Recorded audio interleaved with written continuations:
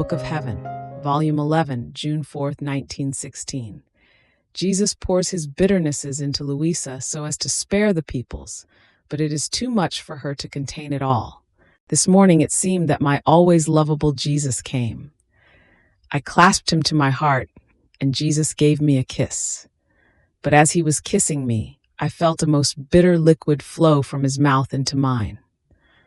I remained surprised in seeing that, without praying him, sweet Jesus was pouring his bitternesses into me, while other times I had prayed him so much and he had not conceded it to me.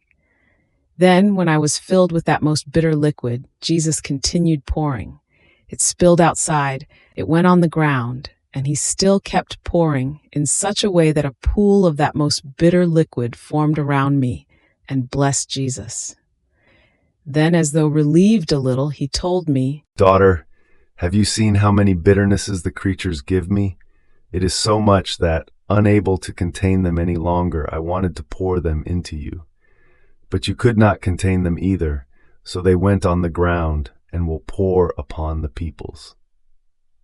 And while saying this, he marked the various points and towns which were to be stricken by the invasions of foreign people, and some were running away, some were left naked and starved, some were exiled, some killed, horror and fright everywhere. Jesus himself wanted to withdraw his gaze from so much tragedy. Frightened and terrorized, I wanted to prevent Jesus from doing this, but he seemed unshakable. And he told me, "My daughter, it is their very bitternesses that divine justice is pouring upon the peoples.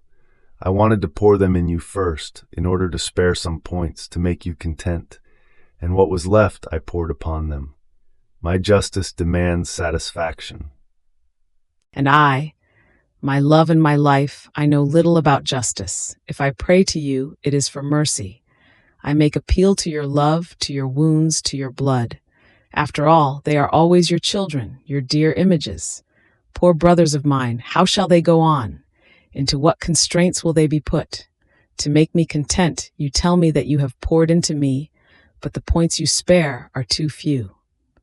And he, "On the contrary, it is too much, and it is because I love you, otherwise I would have spared nothing. And besides, have you not seen how you yourself were unable to contain any more?" I burst into crying and I said, "Yet, you tell me that you love me, and where is all this love that you have for me?